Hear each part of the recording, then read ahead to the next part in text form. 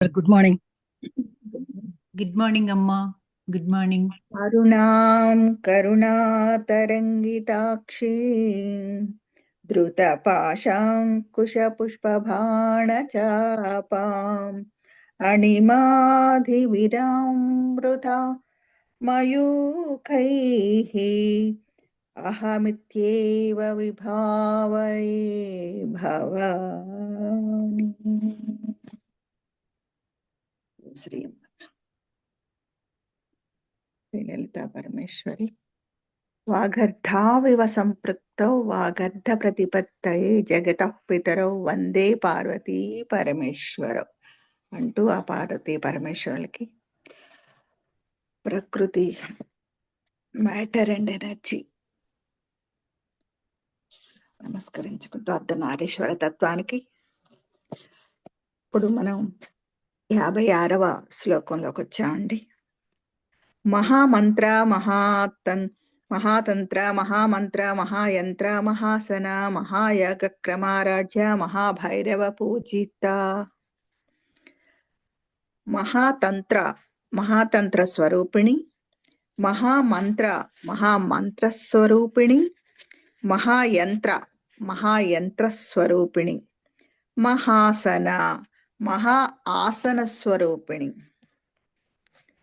మహాయాగ క్రమారాధ్య మహాయాగ క్రమముచే ఆరాధింపబడింది, మహాభైరవ పూజిత మహాభైరవునిచే పూజింపబడింది.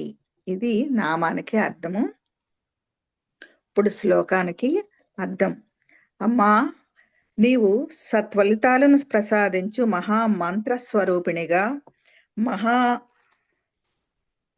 మంత్రస్వరూపిణి అయిన శ్రీ విద్యా స్వరూపిణిగా, మహత్తర శక్తి కలిగిన యంత్ర స్వరూపిణివి, గొప్ప యోగ విధానంతో క్రమ పద్ధతిలో మహాయాగంలో మహాకాల భైరవుడు చేత ఆరాధింపబడుతూ ఉన్నావు తల్లి అని ఆ శ్లోకానికి అర్థం.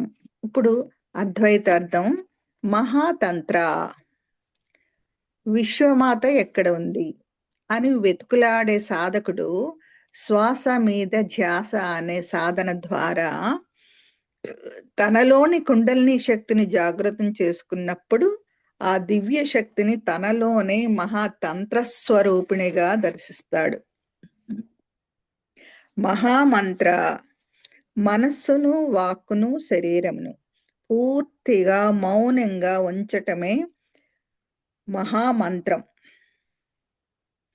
7 కోట్ల మంత్రములను మంత్రరాజం ఓంకారం అయితే అంతకు మించిన మహామంత్రం పరమ మౌనం.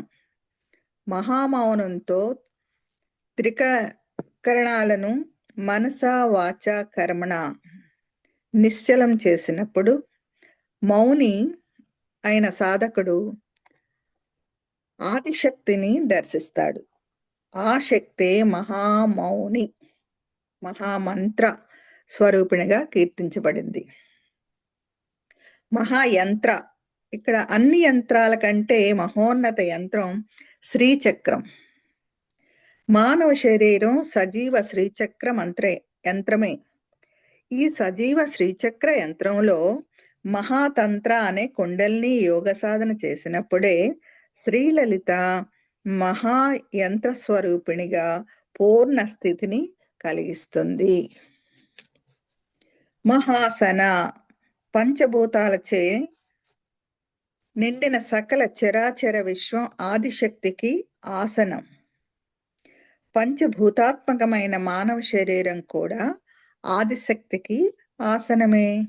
అయితే సాధన లేని వారికి తమ మనస్సే ఆసనమైతే ఆ మనస్సును నిశ్చలం, నిర్మలం, నిశ్శబ్దం చేసినప్పుడు సాధకుని శరీరం శక్తికి మహోన్నతమైన ఆసనం అవుతుంది. అదే మహాసన. మహాయాగ క్రమారాధ్య అంటే పుట్టింది మొదలు శరీరాన్ని విడిచిపెట్టేంత వరకు సృష్టి ధర్మాలకు అనుగుణంగా సరి అయిన జీవన విధానంతో జీవిస్తూ కుటుంబ ధర్మాన్ని సక్రమంగా నిర్వర్తించుకుంటూ మన జన్మ ప్రణాళికను, అంటే మన స్వధర్మాన్ని పూర్తి చేసుకోవడమే మహాయాగ క్రమారాధ్య. అదే భగవంతునికి మనం చేసే ఆరాధన. మహాభైరవ పూజిత. సాధకుడు తనలోని వికృత మానసిక విషయాలను తనలోనే సమాధి చేసి మహాభైరవుడు అవుతాడు. అతని వలన ప్రపంచంలో ఎవ్వరికి ఎప్పుడు ఎట్టి హాని కలుగదు. ఇప్పుడు మనం 57 మహేశ్వర మహాకల్ప మహాతాండవ సాక్షిణి మహాకామేశ మహిషి మహాత్రిపుర సుందరి. నామానికి అర్థం మహేశ్వర మహాకల్ప మహాతాండవ సాక్షిణి అంటే మహేశ్వరునిచే కల్పించబడిన మహాకల్పం యొక్క సృష్టి స్థితి లయ కారకమైన మహాతాండవాన్ని సాక్షిగా చూసేది. మహాకామేశ మహిషి అంటే విశ్వరచనను కామించిన మహాకామేశ్వరునికి అర్ధాంగి అంటే ఆ శక్తి. మహాత్రిపుర సుందరి బ్రహ్మాండంలోని ప్రతి జీవ నిర్జీవ రాశులు 3 శరీరాలు కలిగి ఉన్నవి. అవి భౌతిక శరీరం, సూక్ష్మ శరీరం, కారణ శరీరం. ఇప్పుడు శ్లోకానికి అర్థము: మహాకల్పాంతరమందు మహాప్రళయంలో బ్రహ్మాది దేవులతో సహా అన్ని లోకాలు నశించును, కాని ప్రళయానికి సాక్షిగా అమ్మవారే నిలిచి ఉన్నారు. ఇక్కడ అద్వైతం ఏంటంటే మహేశ్వర మహాకల్ప మహాతాండవ సాక్షిణి. మహేశ్వరుడు సాగించే మహాకల్పం యొక్క మహాతాండవాన్ని సాక్షిగా చూసే ఒకానొక శాశ్వత శక్తి. ఆ శక్తినే మహేశ్వర మహాకల్పం అంటారన్నమాట. ఈశ్వర అంటే విశ్వమంతటిని తనలో కలిగి సకలం తానే అయిన దివ్య వ్యోమం. ఆ శక్తితో కూడిన ఈశ్వరుడే మహేశ్వరుడు. మహేశ్వరుడు అంటే చలన నిశ్చలన సమ్మేళనం. ప్రారంభంలో ఇది కేవలం బిందువు.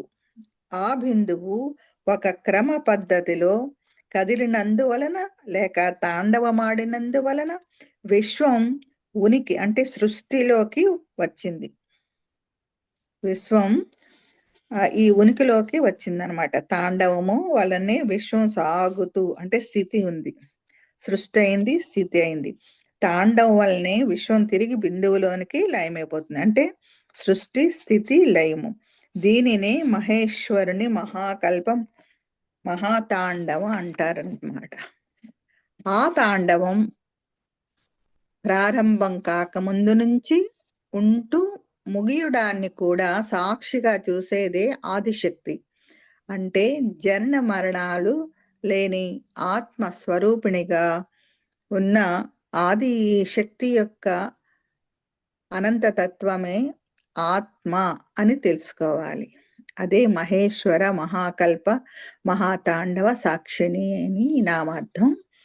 మహాకామేశ మహిషి బ్రహ్మాండాన్ని సృష్టించాలని కోరిన దైవమే మహాకామేశ్వరుడు.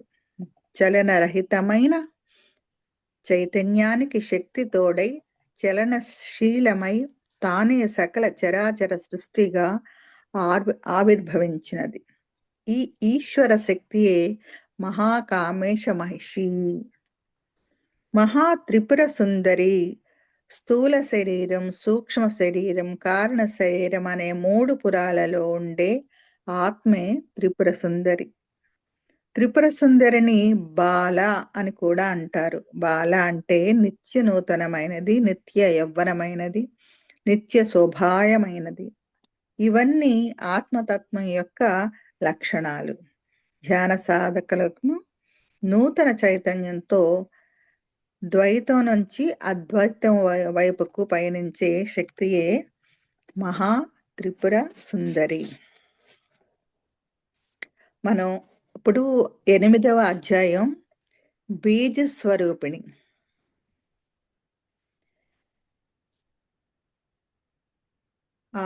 ఇక్కడ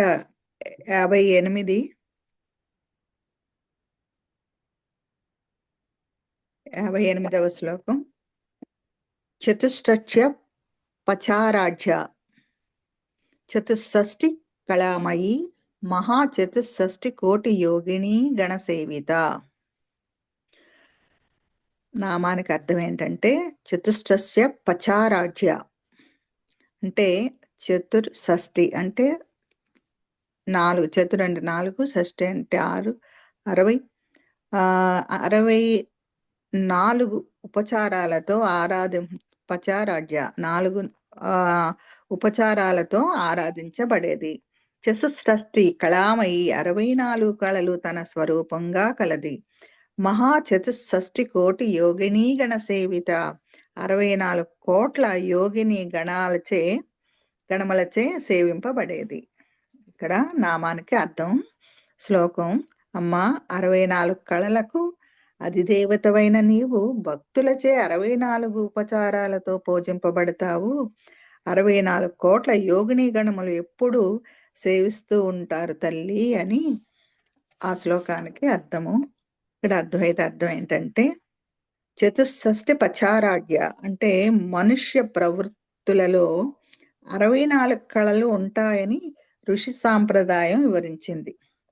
ప్రతి మనిషి స్వభావరీత్యా నాట్యం, సంగీతం, వంట, యుద్ధ విద్య, ధనుర్విద్య, వైద్య చదువు, సంస్కారం వంటి కళలతో ప్రతిభావంతులై ఉంటారు.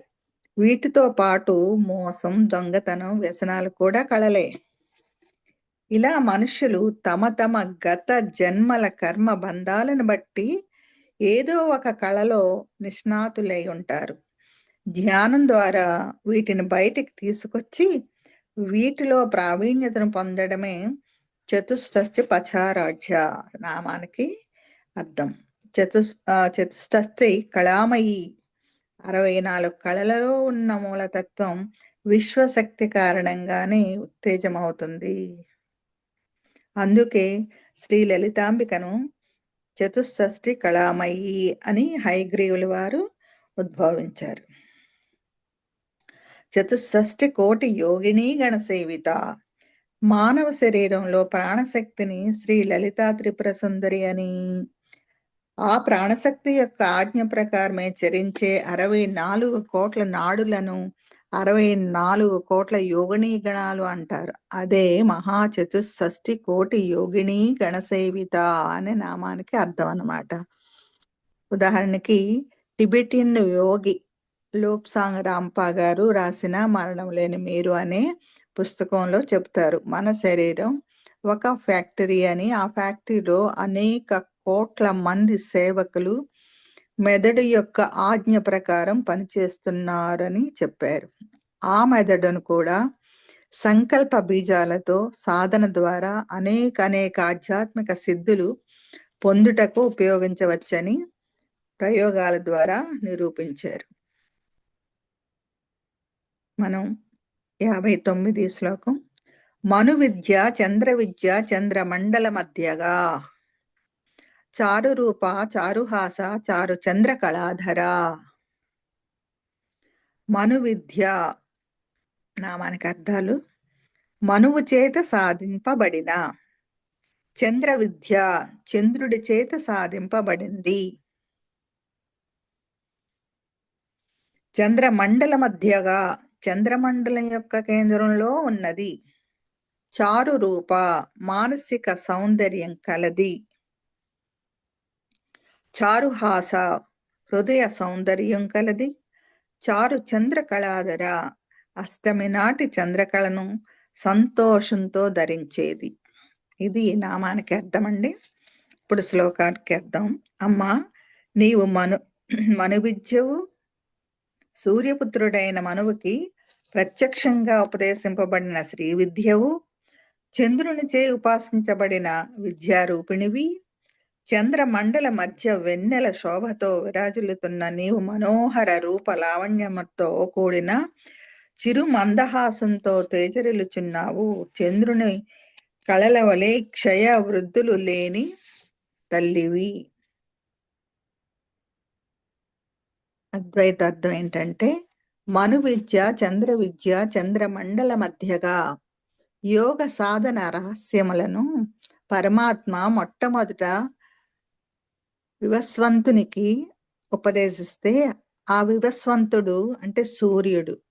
వివస్వంతుడు ఎవరంటే సూర్యుడు మనువుకు ఉపదేశించాడు. అంటే సూర్యుని తేజస్సు నుంచి సూటిగా మొట్టమొదటగా ఈ లోకానికి యోగ సాధన తీసుకువచ్చిన వాడు మనువు.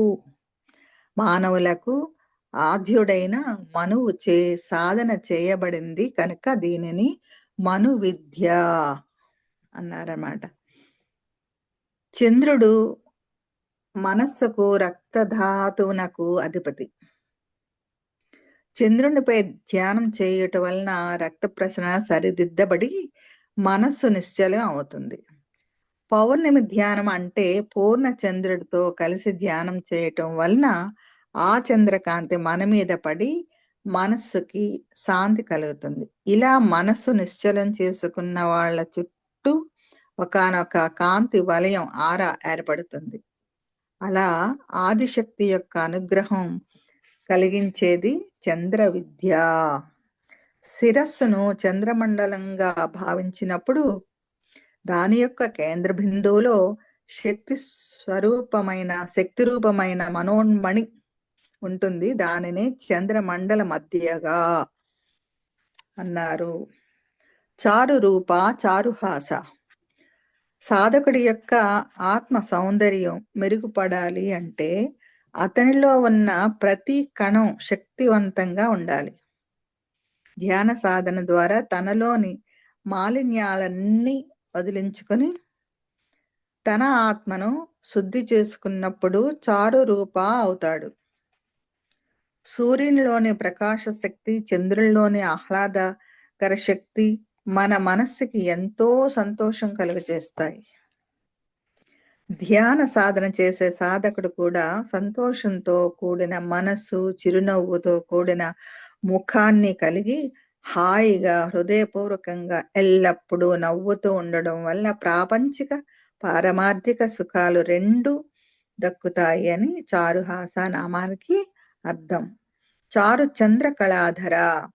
సృష్టిని ఆజ్ఞాచక్రంలో నిలిపి ధ్యాన సాధన చేసే సాధకుని భ్రూమధ్య స్థానం పూర్ణ చంద్రుడిలా ప్రకాశిస్తుంది. అలాంటి సాధకుడు అనేక కళలతో కూడి చారు చంద్ర కళాధర అని కీర్తించబడతాడనమాట. చరాచర జగన్నాథ చక్ర ఇప్పుడు 60వ శ్లోకం దగ్గరికి వచ్చామండి. చరాచర జగన్నాథ చక్ర రాజనికేతన పార్వతీ పద్మనయన పద్మరాగ సమప్రభ. చరాచర జగన్నాథ అంటే జీవ నిర్జీవ రాశులతో కూడిన ప్రపంచానికి అధిపతి అయినది. చక్రరాజ నికేతన చక్రరాజమైన శ్రీచక్రంలో ఉన్నది. పార్వతి పర్వం రూపంగా కలది. పద్మనయన విశ్వం అనే పద్మం కన్నులుగా కలది. పద్మరాగ సమప్రభ పద్మరాగమణుల వంటి శరీర ఛాయ కలది. ఇప్పుడు శ్లోకానికి అర్థము. అమ్మా, ఈ చరాచర సృష్టి అంతటికి జగన్మాతవు, శ్రీచక్రమునందు ఆశీలురాలువై ఉన్నావు. పర్వతరాజు పుత్రిక అయిన పార్వతీదేవి నీవు. పద్మరేఖల వంటి సుందర నయనములు కలిగి ఉన్నావు. పద్మరాగు మణుల కాంతులతో తేజరిల్లుతున్నావు తల్లి. అయితే అద్వైత అమ్మా, అయితే అద్వైతం ఏంటంటే చరాచర జగన్నాథ, ఈ సకల చరాచర బ్రహ్మాండంలో ఉన్న సమస్త వస్తురాశులన్నింటినీ కదిలేవి, కదలకుండా స్థిరంగా ఉండేవి అని రెండు విభాగాలుగా గుర్తించవచ్చు. వీటిలో కుండలిని శక్తి రూపంలో ఉన్న పరాశక్తియే చరాచర జగన్మాతగా భావించి సాధకుడు ధ్యాన సాధన చేయాలి. సాధన పరిపూర్ణమైతే ఆ శక్తి సాధకుడిని చరాచర జగన్నాథుడిగా మార్చగలదు. చక్రరాజ నికేతన మానవ శరీరమే సజీవ శ్రీచక్రం. ఈ చక్రం యొక్క బాహ్య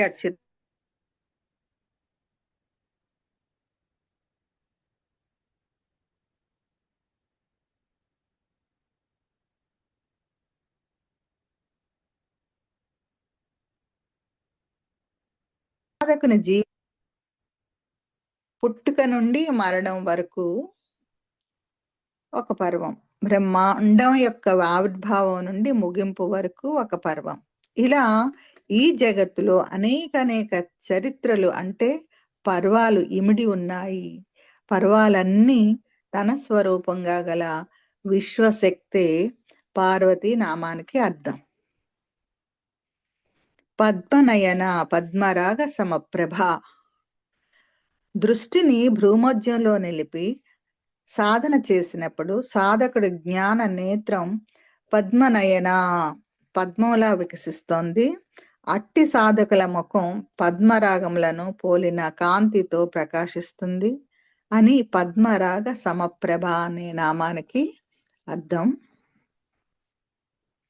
ఇప్పుడు మనం 61 పంచప్రేతాసనాసీన పంచబ్రహ్మస్వరూపిణి చిన్మయీ పరమానంద విజ్ఞాన ఘన రూపిణి. పంచప్రేతాసనాసీన ప్రాణం లేని 5 భూతాలను ఆసనంగా చేసుకుని వ్యాపించి ఉన్నది. పంచబ్రహ్మస్వరూపిణి పంచబ్రహ్మలు అనగా ప్రకృతిలో 5 విధాలైన పరిణామాల శక్తి తానే అయి ఉంది. చిన్మయి ఆత్మస్వరూపమై ఉంది. పరమానందకరమైనది. విజ్ఞాన ఘన రూపిణి అనుభవ పూర్వకమైన గొప్ప జ్ఞానం ఇచ్చే భౌతిక పదార్థమై ఉన్నది. శ్లోకానికి అర్థం: పంచప్రేతాలైన బ్రహ్మ విష్ణు రుద్ర ఈశ్వర సదాశివులను ఆసనంగా అధిష్ఠించి పంచబ్రహ్మస్వరూపిణిగా తేజరిల్లు తల్లివి, శుద్ధ చైతన్య స్వరూపిణిగా బ్రహ్మానందం ప్రసాదిస్తావు. విజ్ఞాన ఘన రాశివై భక్తులకు జ్ఞానాన్ని ప్రసాదిస్తావు తల్లి అని. అద్వైత అర్థం ఏంటంటే, పంచప్రేతాసనాసీన సకల చరాచర విశ్వం పంచభూతాలతో నిర్మితమైనప్పటికీ వాటిలో శక్తి ప్రవహించనిదే ధర్మములు నిర్వర్తింపలేవు. శక్తి లేని పంచభూతములను ప్రేతములే ఆ ప్రేతములను కూడా ఉత్పన్నము చేసి వాటిలో తాను ఆవహించి పంచభూత ధర్మములను నిర్వహింపజేసే శక్తిని పంచప్రేతాసనాసీన అన్నారు. పంచభూతాత్మకమైన మానవ శరీరంలో కుండలిని శక్తి నిద్రాణమై ఉన్నంత కాలం ఆ శరీరం కూడా ప్రేతమే. సాధకుడు యోగ సాధన ద్వారా శక్తిని జాగృతం చేసినప్పుడు మాత్రమే శక్తి అందలి పరంజ్యోతి ప్రకాశిస్తుంది. పంచబ్రహ్మస్వరూపిణి. ఇక్కడ బ్రహ్మ సృష్టికర్త, విష్ణు స్థితికర్త, రుద్ర లయకర్త, ఈశ్వర తిరోధానకర్త, సదాశివ అనుగ్రహకర్త అన్నవి పంచబ్రహ్మలు. ఈ పంచబ్రహ్మలు ఒకే మూలశక్తి ఆధారంగా పనిచేస్తూ ఆ మూలశక్తి స్పందనలకు అనుకూలంగా ప్రతిస్పందిస్తున్నారు. పంచబ్రహ్మల ద్వారా ఆదిపరాశక్తి విశ్వరచనను సాగిస్తుంది అన్నదే పంచబ్రహ్మ స్వరూపిణికి నామార్థం. చిన్మయి అంటే చిత్ అంటే దివ్యమైన మనస్సు. దివ్య మనస్సుగా ఉన్న ఆదిపరాశక్తి చిన్మయిగా కీర్తించబడింది. అజ్ఞానం వలన మానవులు తనలో ఉన్న చిత్తాన్ని అంటే దివ్య మనస్సులో అంతర్భాగమే అనే సత్యాన్ని గుర్తించలేకపోతున్నారు. తమను తాను కోల్పోతున్నారు. పరమానంద ధ్యాన సాధనతో మళ్ళీ ఆ మనస్సు యొక్క గొప్పతనం అర్థమైనప్పుడు నేను అన్న అహంకారం నశించి శక్తి యొక్క మూలతత్వం అయిన పరమానందాన్ని అనుభూతి చెందుతారు. విజ్ఞాన ఘన రూపిణి అనంత ప్రకృతి అయిన ఆది పరాశక్తి అవ్యక్తమైంది మరియు విశేషణాత్మకమైనది. భౌతిక శరీరధారి అయిన సాధకుడి ఆ శక్తిని గుర్తించి సాధన చేసినప్పుడు తనలోని కుండలిని జాగృతమై అతని సర్వజ్ఞత్వం ప్రపంచానికి ప్రకటితం అవుతుంది. సాధకుడి ద్వారా అవ్యక్త రూపిణి అయిన ఆది పరాశక్తి విజ్ఞానమంతా పండిత పామరులకు అందుబాటులోకి వస్తుంది. అదే విజ్ఞాన ఘన రూపిణికి అర్థం అన్నమాట. మనం 62 ధ్యాన ధ్యాతృ ధ్యేయ రూప ధర్మాధర్మ వివర్జిత విశ్వరూప జాగరణి స్వపంతి తైజసాత్మిక. ధ్యాన అంటే ధ్యానించుట, ధ్యాతృ ధ్యానించునది, ధ్యేయ ధ్యానింపబడేది, రూప ఆలోచనారహిత స్థితి జరిగినప్పుడు కలిగే స్థితి, ధర్మ అంటే ధర్మం, అధర్మ అధర్మం, వివర్జిత విడువడినది, విశ్వరూప బ్రహ్మాండ రూపం కలిగినది, జాగరణి జాగ్రత్త అవస్థలో ఉండునది, స్వపంతి కలలు కలిగించేది, తైజసాత్మిక తేజస్సు పొందిన ఆత్మ. అమ్మా, శ్లోకానికి అర్థము: అమ్మా, నీవు ధ్యానం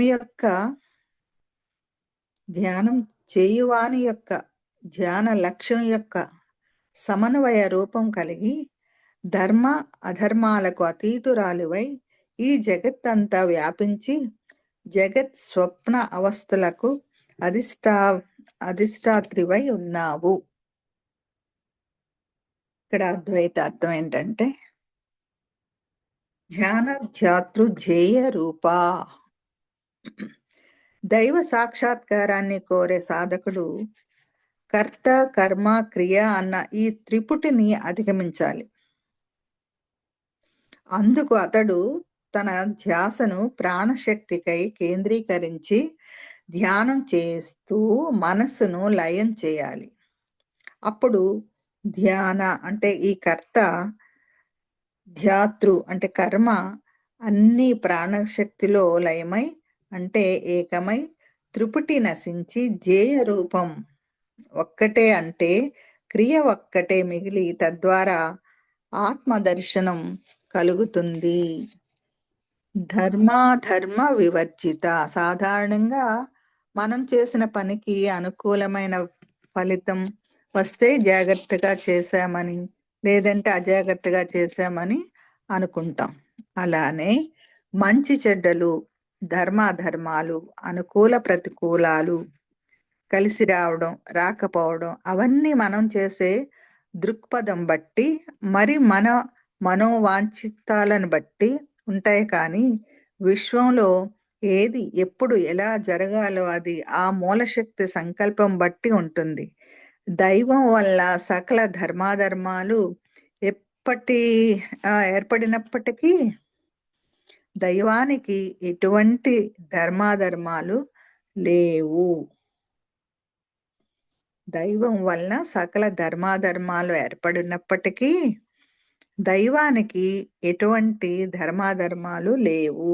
ఎలాగంటే సూర్యుడు ఉదయించినప్పుడు పళ్ళు, ఫలాలు, పువ్వులతో పాటుగా విషసర్పాలు కూడా జీవం నింపుకుంటున్నప్పటికీ సూర్యునికి ఈ జగత్తుతో ఎలా సంబంధం లేదో అలాగే దైవం అయిన విశ్వశక్తి ధర్మాధర్మ వివర్జితగా కీర్తించబడింది.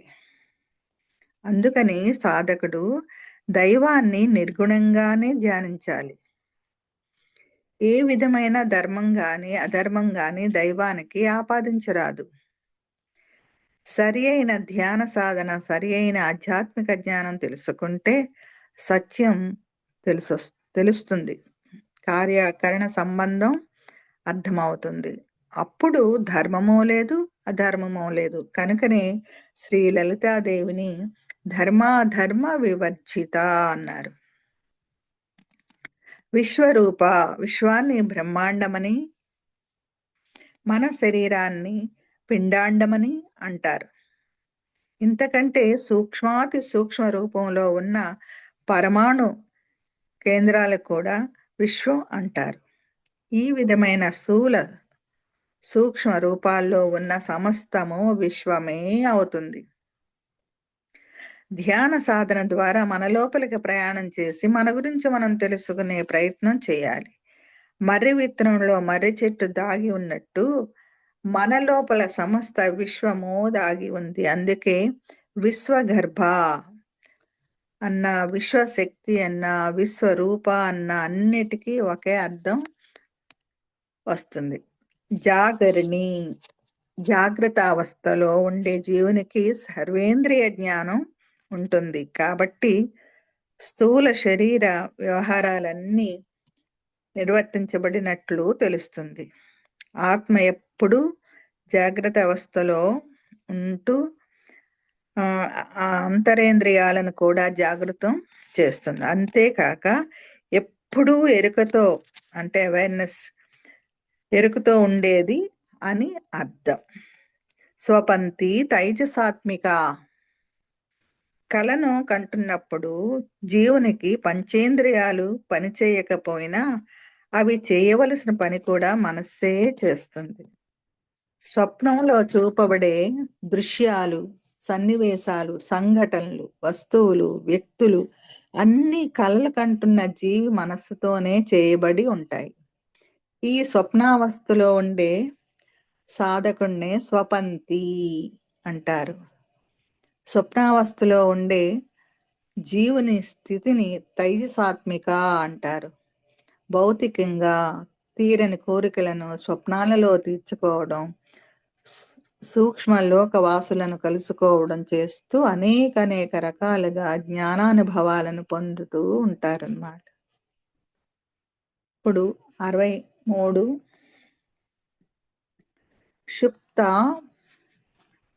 ప్రాజ్ఞాత్మిక తుర్య సర్వావస్థ వివర్జిత సృష్టికర్తి బ్రహ్మరూప గోప్రీ గోవింద రూపిణి.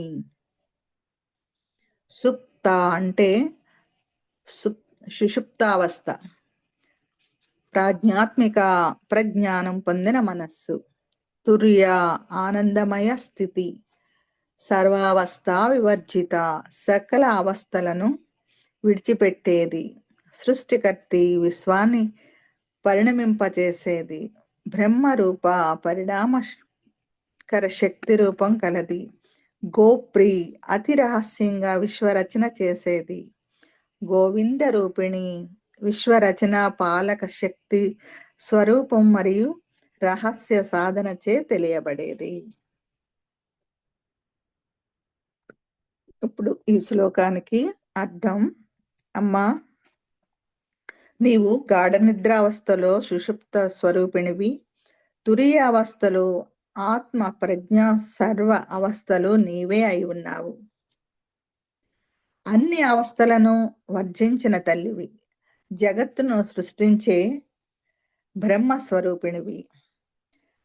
విష్ణు స్వరూపంతో ఈ జగత్తును రక్షిస్తున్నావు.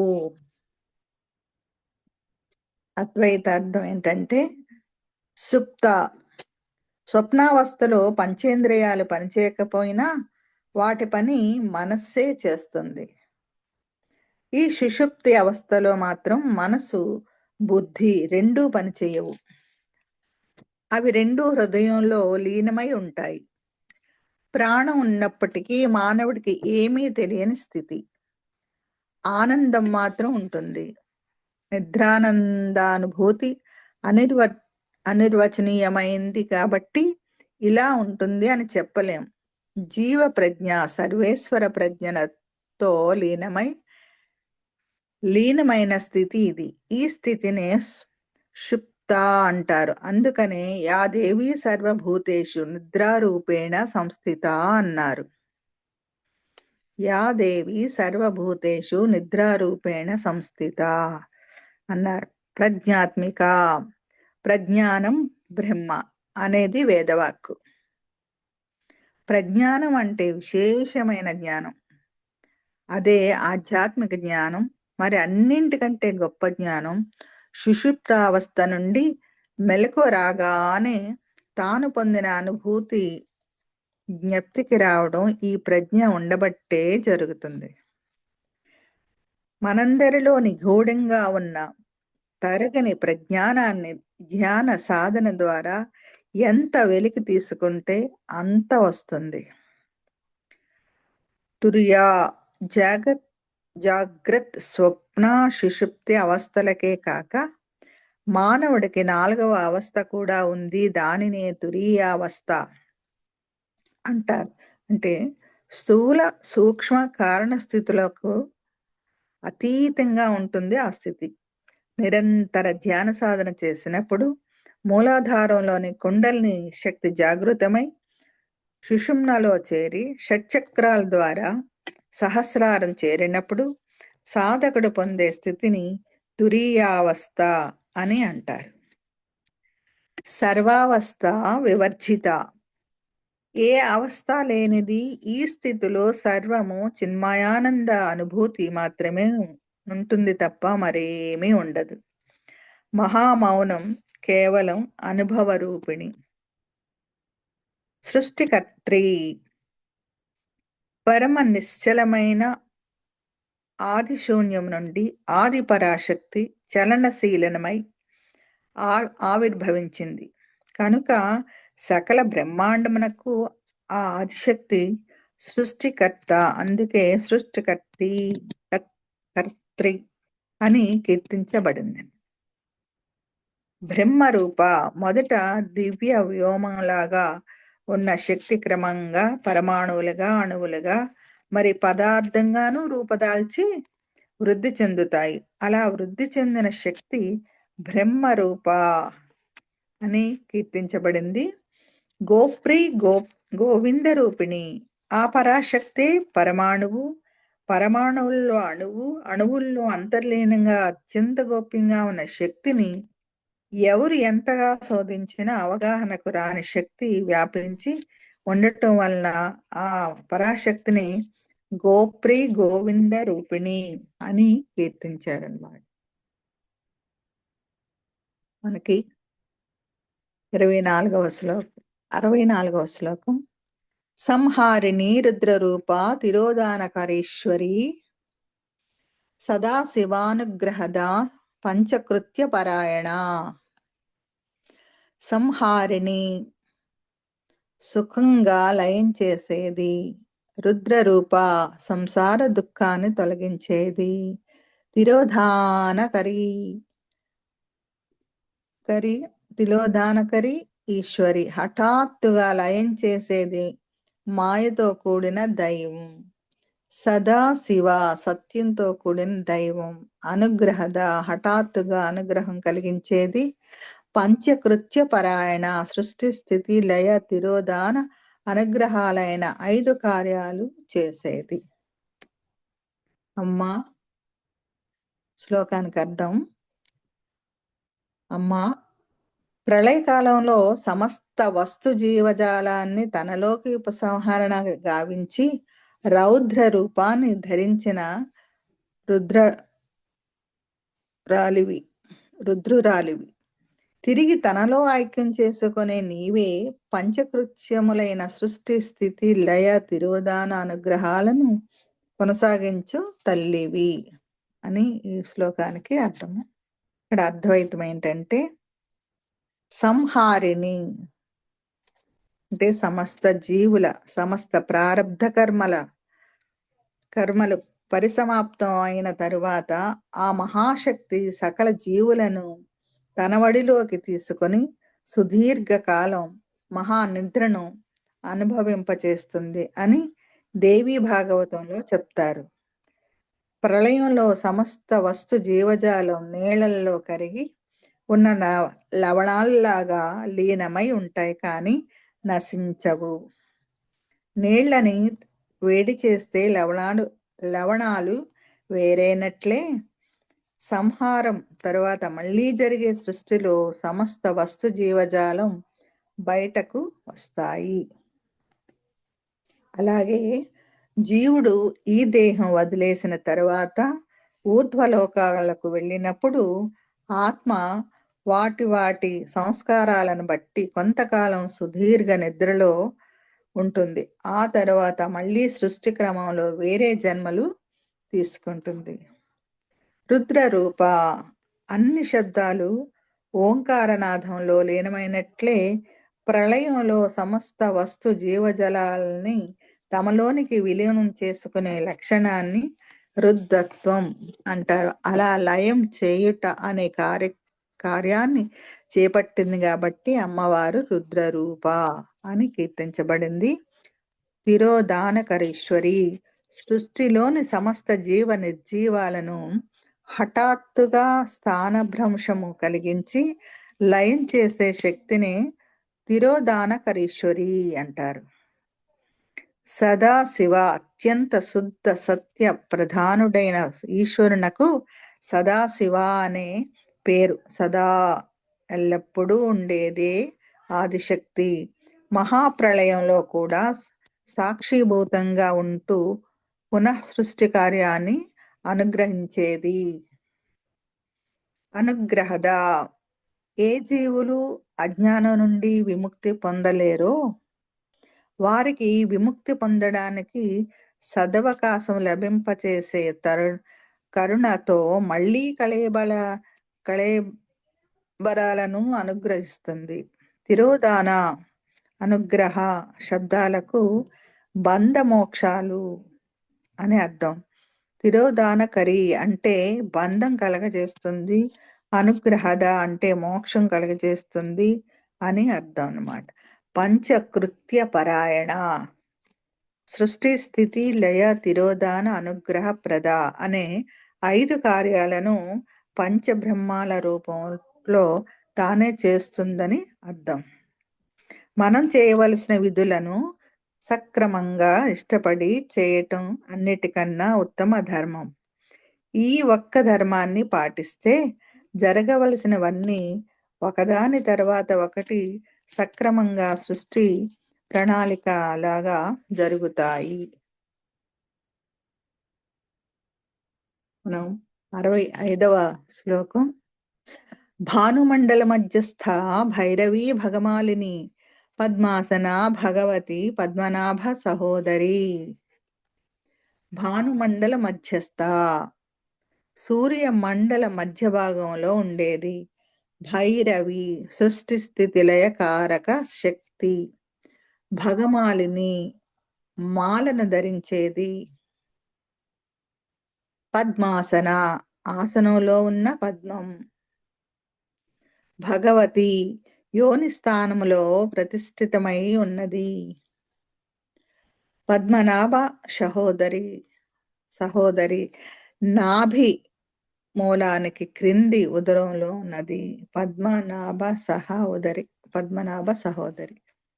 ఈ శ్లోకానికి అర్థం, అమ్మా సూర్య మండల మధ్యలో ప్రకాశిస్తున్నావు. భైరవుడి భార్య అయిన భైరవి సూర్యమండలములను మాలగా ధరించి పద్మాసనమునందు స్థితమై ఉన్న భగవతి దేవి, నీవు పద్మనాభ సహోదరివి.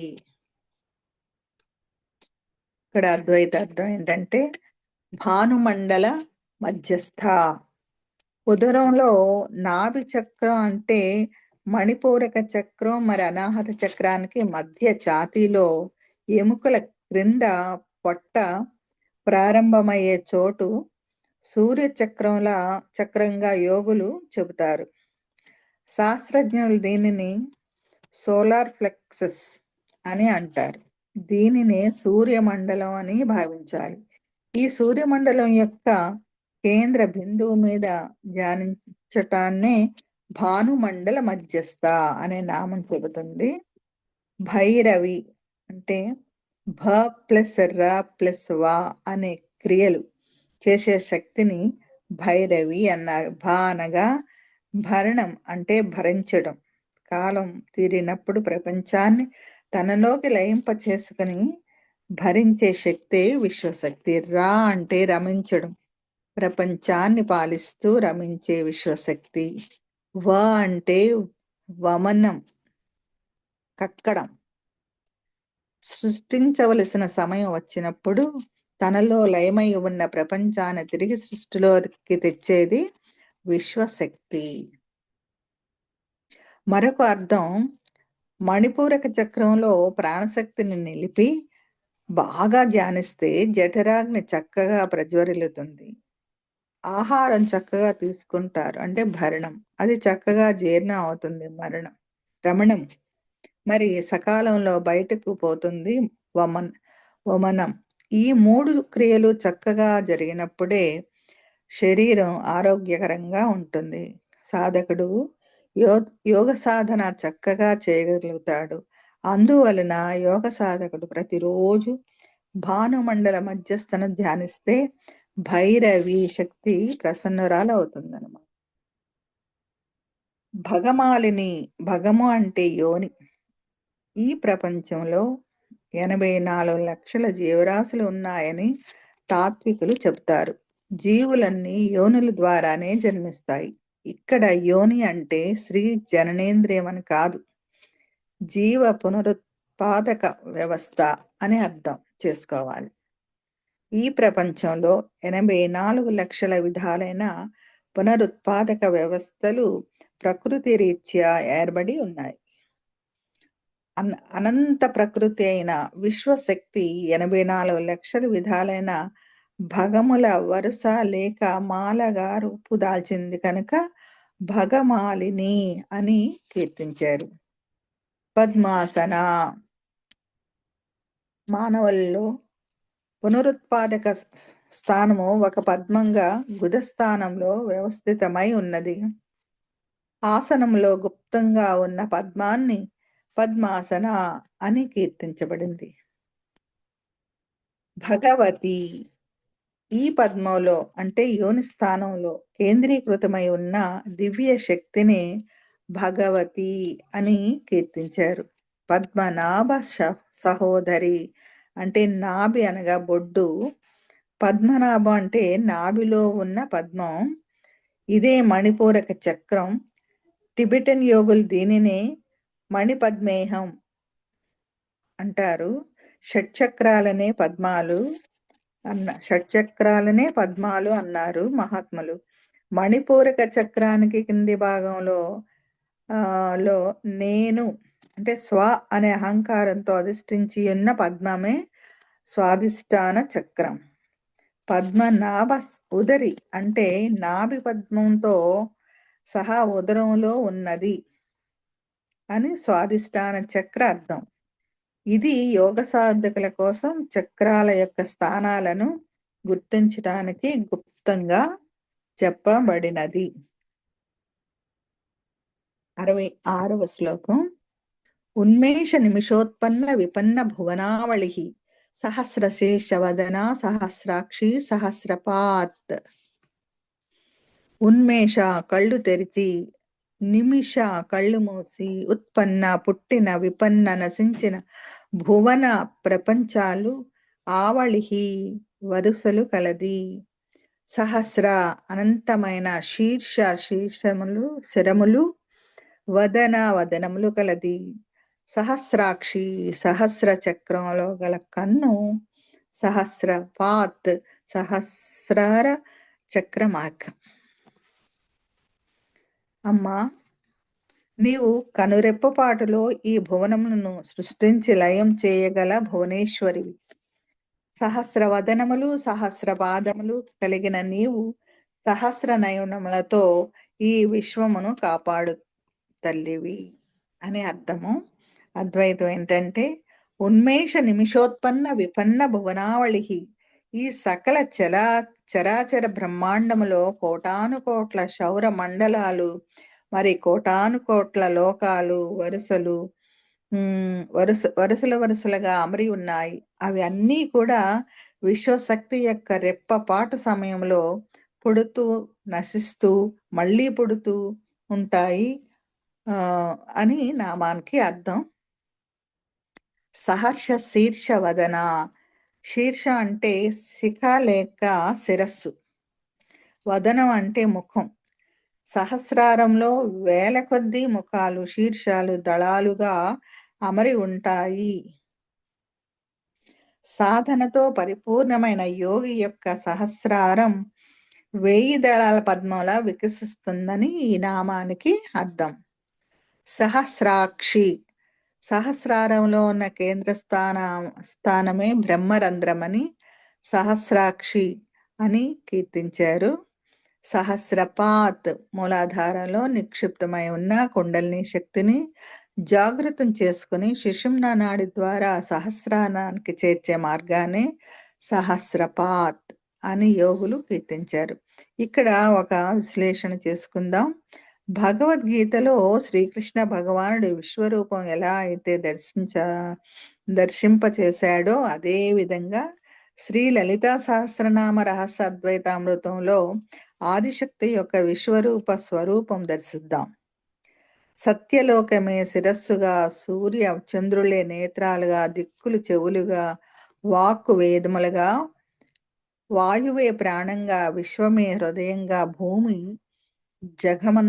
జగనంగా, ఆకాశం నాభిగా, మహాలోకం కంఠంగా, నాభిలోకం ముఖంగా, సత్యలోకం క్రింద ఉన్న తపోలోకం లలాట స్థనంగా, ఇంద్రాదులు బాహువులుగా, అశ్విని కుమారులు నాశాపుటంగా, పృథ్వీ గుణమైన వాసన ఘ్రాణేంద్రియంగా, ముఖం అగ్నిగా, రాత్రింబవళ్ళు కనురెప్పలుగా, బొమ్మలు బ్రహ్మస్థానంగా, జలము తాళు అంటే చోటుగా, రసం జిహ్వాగా, దంస్ట్రా అంటే కోరలు, రూపం కోరలు బ్రాకెట్లో, దంస్ట్రా అంటే కోరలు, దంస్ట్రా రూపం యముడిగా, స్మేర కల దంతములు అంటే చిరునగవు, హాసం మాయగా, ఉద్దోష్టం లజ్జగా, అధరోష్టం లోభంగా, సముద్రం కుక్షిగా, గిరులు నదులు నాడులుగా, వృక్షాలు కేశాలుగా, ఆమె వయస్సునకు గతి కౌమార యవ్వన జరా వంతలు కలిగి, జగదంబికకు మనస్సు స్థానంగా చంద్రుడిగా, విజ్ఞాన శక్తి హరిగా, అంతఃకరణ రుద్రుడిగా, అతల వితల రసాతల పాతాళాది అధోలోకాలు కటిగా, అక్కడి నుండి మొదలు పాద పర్యంతములు అవయవ స్థానములుగా విరాజిల్లుతున్నది. ఇట్టి దివ్యమైన శాంత స్వరూపాన్ని దేవతలు దర్శించారు. అలాగే కనురెప్పలు విస్ఫులింగములు అంటే కనుల నుంచి ఎర్రని కాంతులు రాలుస్తూ, దంస్ట్రా కళాధర వదన అంటే కోరములు వంటి ముఖం కలిగి, బాహువులలో నానా విధములైన ఆయుధాలు ధరించి, సహస్ర శరములు, సహస్ర నేత్రములు, సహస్ర చరణములు ధరించి, కోటి సూర్యులు ప్రకాశంతో, కోటి విద్యుల్లతలతో పోలిన దేహ కాంతితో, కంటికి హృదయానికి భయం కలిగించే ఘోర రూపంతో మహాదేవి దేవతలందరికీ దర్శనమిచ్చింది. ఆ రూపం చూడలేక దేవతలు ఒక్కసారిగా మూర్ఛపోయారు. అమ్మను చుట్టి ఉన్న వేదమాతలు వారికి ధైర్యం చెప్పి, అమ్మను చుట్టి ఉన్న వేదమాతలు వారికి ధైర్యం చెప్పి సేద తీర్చి వారిని మేలుకొల్పగా, వారు ఆ భువనేశ్వరుని ప్రార్థించిరి. నీ వల్లనే ఈ జగత్తంతా ఉద్భవించింది. ఈ ఘోర రూపం ఉపసంహరించుకో తల్లి. నీ సర్వాంగ కోమలమైన కరుణాపూర్ణ నయనాలతో మందస్మిత వదనంతో దర్శనమివ్వు భువనేశ్వరి అని ప్రార్థించారు. అప్పుడు అమ్మ, అల్పభాగ్యులు నా రూపం చూడలేరు, భక్త వాత్సల్యంతో మీ కొరకు రూపుదాల్చాను అని ఆ లలితాంబిక శాంత స్వరూపంగా దర్శనమిచ్చింది. ఇది సహస్రాక్షి, సహస్రపాత్ అనే నామానికి విశేషమైన అర్థం అన్నమాట. ఇదే విధంగా మనలోనే ఈ రుద్ర స్వరూపం, శాంత స్వరూపం ఉన్నాయి. ఆ రెండింటిని నిరంతర ధ్యాన సాధన ద్వారా సమన్వయం చేసుకుంటూ మధ్య మార్గంగా మన జీవన విధానాన్ని మలుచుకోవాలి. ఇదండి.